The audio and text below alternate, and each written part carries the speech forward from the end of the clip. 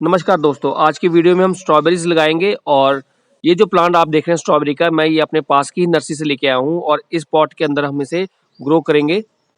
Strawberries जो है generally hilly areas में ग्रो की जाती थी, लेकिन आजकल ये प्लेन एरिया में भी लोगों ने ग्रो करनी शुरू कर दी है। मैं इंडिया के नॉर्थ रीजन से हूँ और हमारे यहाँ पर सितंबर से जनवरी का जो समय है बहुत ही अच्छा माना जाता है स्ट्रॉबेरी ग्रो करने के लिए। जब सितंबर में हवा में थोड़ी सी ठंडक होनी शुरू हो जाती है, गर्मी का असर कम हो जाता है, तो वो समय इसके लिए बहुत ही अच्छा माना जाता है। और महाराष्ट्र साइड इसको अगस्त से नवंबर में लगाना पसंद किया जाता है, नॉर्थ ईस्ट में नवंबर से जैन के बीच में, और साउथ इंडिया की बात करें तो जैन से जुलाई का जो टाइम है बहुत ही अच्छा माना जाता है इसे कल्टीवेट करने के लिए। जब तक विंटर्स अपनी पीक पे पहुंचती हैं तो प्लांट अपने आप को एस्टेब्लिश कर लेता है, रूट्स उसकी सेटल हो जाती हैं, न्यू लीव्स ग्रो हो जाते हैं, और उसके बाद जब बहुत ज़्यादा कोहरा पड़ रहा होता है तो प्लांट जो है डोरमेंसी में चले जाता है। तब भी ये किसी तरह की कोई ग्रोथ शो नहीं करता, कोई न्यू लीफ नहीं आते, कोई फ्लावरिंग नहीं दिखती। और जैसे ही विंटर्स खत्म होने लगती हैं, स्प्रिंग का समय आता है तो फ्लावरिंग और फ्रूटिंग जो है चालू हो जाती है। स्ट्रॉबेरीज के प्लांट ग्रो करने के लिए जो पॉट का सिलेक्शन है उसमें आप 6 इंच के ऑनवर्ड जो है पॉट सेलेक्ट कर सकते हैं, क्योंकि जो स्ट्रॉबेरी की रूट्स होती हैं वो बड़ी शैलो होती हैं, उनको ज़्यादा डीप मिट्टी नहीं चाहिए होती। तो इसे 6 इंच का मिनिमम पॉट से आप ऑनवर्ड स्टार्ट कर लें, 8 इंच, 10 इंच, 12 इंच, तो उसके बाद कोई भी चलेगा। ये जो पॉट मैं इस्तेमाल कर रहा हूँ ये तकरीबन 11 से 12 इंच के आसपास का है। स्ट्रॉबेरीज ग्रो करने के लिए जो सॉइल है उसका चुनाव सही होना बहुत ही ज़रूरी है। ज़्यादा कैल्शियम की मात्रा ना हो सॉइल में, क्योंकि अगर कैल्शियम की मात्रा थोड़ी सी भी ज़्यादा होती है तो इसके लीव जो है येलोइश टर्न होके गिरने शुरू हो जाते हैं। सॉइल वेल ड्रेन होनी चाहिए इसको ग्रो करने के लिए, उसमें मतलब क्ले टाइप जो सॉइल होती है वैसे ही ना हो, चिकनी मिट्टी की तरह ना हो, उसमें पानी ज़्यादा खड़ा ना हो, हल्का सा मॉइस्चर बना रहे, वही बढ़िया है। अगर ज़्यादा पानी खड़ा हो जाए या पानी टिक जाए रूट्स के पास तो रूट्स जो है बहुत ही जल्दी गल जाती हैं, रॉट हो जाती हैं। वेल ड्रेन के साथ साथ जो है सॉइल ऑर्गेनिक रिच मैटर से भरपूर होनी चाहिए, न्यूट्रिएंट्स उसमें खूब होनी चाहिए। तो उसके लिए आप 30% के आसपास वर्मी कंपोस्ट या फिर गोबर खाद का इस्तेमाल कर सकते हैं। एक अच्छी सॉइल का इस्तेमाल करने का फ़ायदा ये भी है कि जब फ्लावरिंग और फ्रूटिंग का सीज़न ख़त्म हो जाता है उसके बाद रनर्स का सीज़न आता है, तो प्लांट जो है रनर्स बनाने शुरू करता है। एक अच्छा हेल्दी प्लांट जो है 12 से 18 रनर्स जो है तैयार करता है, और फर्दर उन रनर्स से हम नया प्लांट जो है तैयार करके ग्रो कर सकते हैं। सॉइल मैंने प्रिपेयर कर ली है और अब हम इसके सेंटर में जगह बनाएंगे इस तरह से मिट्टी हटाकर, ताकि हम प्लांट को बिल्कुल सेंट्रली प्लेस कर सके। प्लांट को लगाने के लिए सेंटर में मैंने जो है स्पेस बना ली है और इसके अंदर अब हम जो है प्लांट को प्लेस करेंगे। इसके प्लास्टिक के कवर को हम हाथ से भी खोल सकते हैं और अगर आप चाहें तो इसको किसी कटर के या इंस्ट्रूमेंट के हेल्प से भी खोल सकते हैं। इस प्लांट को मिट्टी में प्लेस करने के टाइम पे आपने एक चीज़ का ध्यान रखना है, ये जो रेड कलर का आपको पोर्शन दिख रहा है प्लांट के बॉटम में, ये इसका क्राउन बोला जाता है इसको, और ये जो है मिट्टी में नहीं दबना चाहिए, ये मिट्टी से बाहर रहना चाहिए। अगर ये मिट्टी के अंदर चला जाता है तो प्लांट के सड़ने की जो चांसेस है वो बहुत ज़्यादा बढ़ जाते हैं। अगर हम इसको इसके अंदर भी ग्रो करते रहते हैं ना, इस पॉलिथीन पैकिंग के अंदर, तो भी ये फ्रूटिंग दे देता है। लेकिन हाँ, ज़्यादा फ्रूटिंग नहीं होती, लेकिन फ्रूटिंग ज़रूर आती। तो ये फ़ायदा है प्लांट स्ट्रॉबेरी प्लांट का कि छोटे कंटेनर या पॉट में भी ये ग्रो कर जाता है। प्लांट को इस तरह से प्लेस करने के बाद जो मिट्टी को साइड से हल्का हल्का दबा दें ताकि थोड़े एयर पॉकेट्स जो हैं वो थोड़ी ख़त्म हो जाएं। उसके बाद इसको हल्के हाथों से हम जो है वाटरिंग कर देंगे। फर्स्ट टाइम जब वाटरिंग करनी है बहुत अच्छी तरह करनी है, थॉरली करनी है, ताकि जो अंदर मिट्टी है वो एक बार प्रॉपरली जो है गीली हो जाए।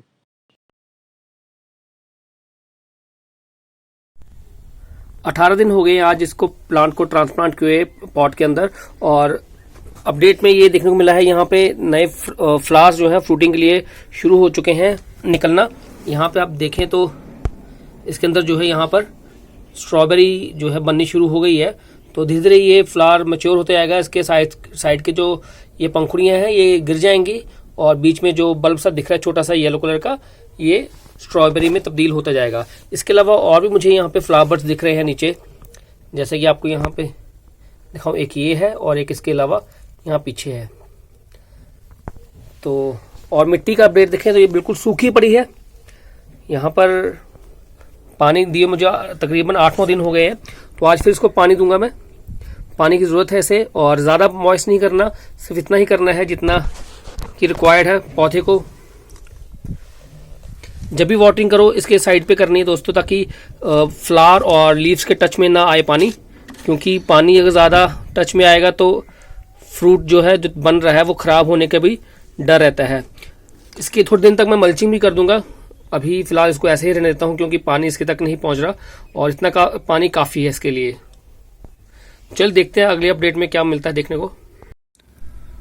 32 डेज़ की अपडेट है। रिजल्ट्स बहुत चल रहे हैं, प्लांट की जो हेल्थ है बहुत अच्छी लग रही है। स्ट्रॉबेरीज लगनी शुरू हो गई हैं, यहाँ पे दिख रही हैं स्ट्रॉबेरीज लगी हुई। लेकिन उससे पहले आपको ये भी बताना चाहूंगा कि जो ये आपको पत्ते दिख रहे हैं ब्लैक ब्लैक हो रहे हैं, इसके अलावा पीछे ये जो है, ये जो पीला पड़ रहा है पत्ता और थोड़ा सा ब्लैकिश हो रहे हैं साइड से, इसका डरने वाली कोई बात है नहीं। ये सर्दियां चल रही हैं, सर्दियों में बहुत ज़्यादा ठंड पड़ रही है, उसके कारण ऐसा हो जाता है। लेकिन ये प्लांट फिर भी सर्दियों में भी सर्वाइव कर जाता है, तो डरने वाली कोई बात है नहीं।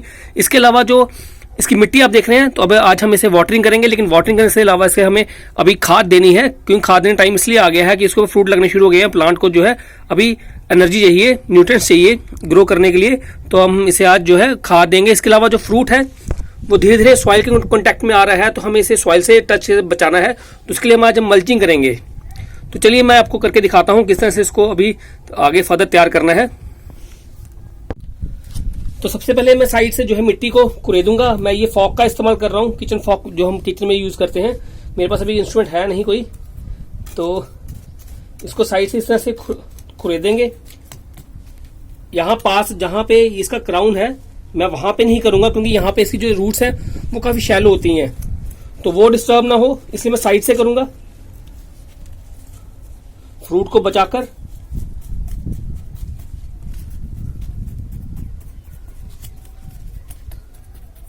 इस तरह गुड़ाई करने के बाद मैं इसके अंदर जो है खाद डालूंगा।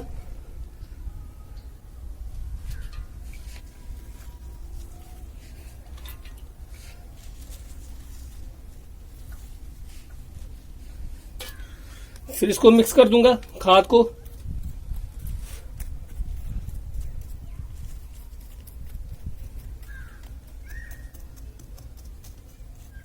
अगर आपने नोटिस किया होगा तो आपने देखा होगा जिसको क्राउन है, क्राउन वाला जो एरिया है, ये साइड वाली जगह से जो है थोड़ा सा ऊंचा है।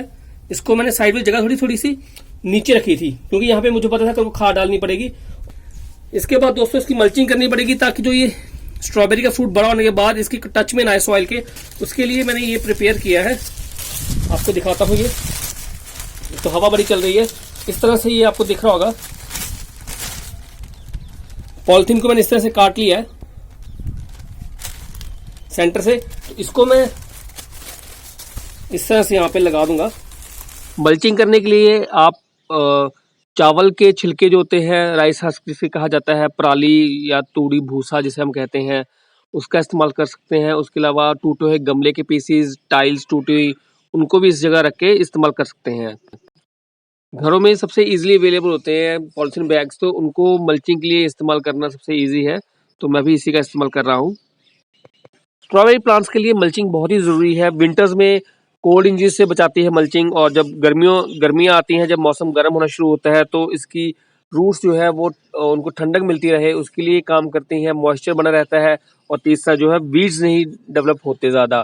और चौथा, इसको फंगस अटैक से भी बचाती है मल्चिंग, क्योंकि ये पानी के कॉन्टैक्ट में या सॉइल के कॉन्टैक्ट में नहीं आती स्ट्रॉबेरीज और उसके प्लांट्स, तो फंगस से जो है बचाव रहता है। इस तरह से मल्चिंग करने का एक फ़ायदा ये भी है कि वाटरिंग करना बहुत ही आसान है। आप शीट को उठाएं, प्लास्टिक शीट को, और आराम से जो है वाटर इसमें ऐड कर दें।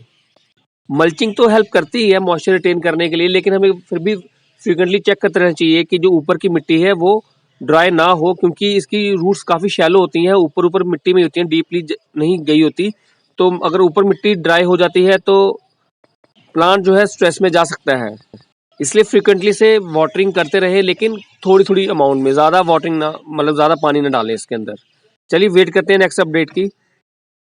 स्ट्रॉबेरीज को लगाए हुए आज 57 डेज हो गए हैं, और रिजल्ट्स आपके सामने है। ये 2 स्ट्रॉबेरीज लाल कलर की इसमें दिख रही हैं आपको, काफ़ी अच्छा साइज़ है और अच्छी हेल्थ लग रही है प्लांट की भी। इसके अलावा और भी स्ट्रॉबेरीज जो आगे तैयार हो रही हैं, यहाँ पर आप देखें, जैसे कि ये है, 2 यहाँ है, और भी फूल यहाँ पर जो है स्ट्रॉबेरी की इस तरफ और स्ट्रॉबेरीज ग्रो होंगी इन फ्यूचर। कुछ यहाँ पर भी है, तो खूब सारी स्ट्रॉबेरीज हमें आगे मिलने वाली है। तो आज हम अपनी पहली जो है स्ट्रॉबेरी जो हार्वेस्ट करेंगे।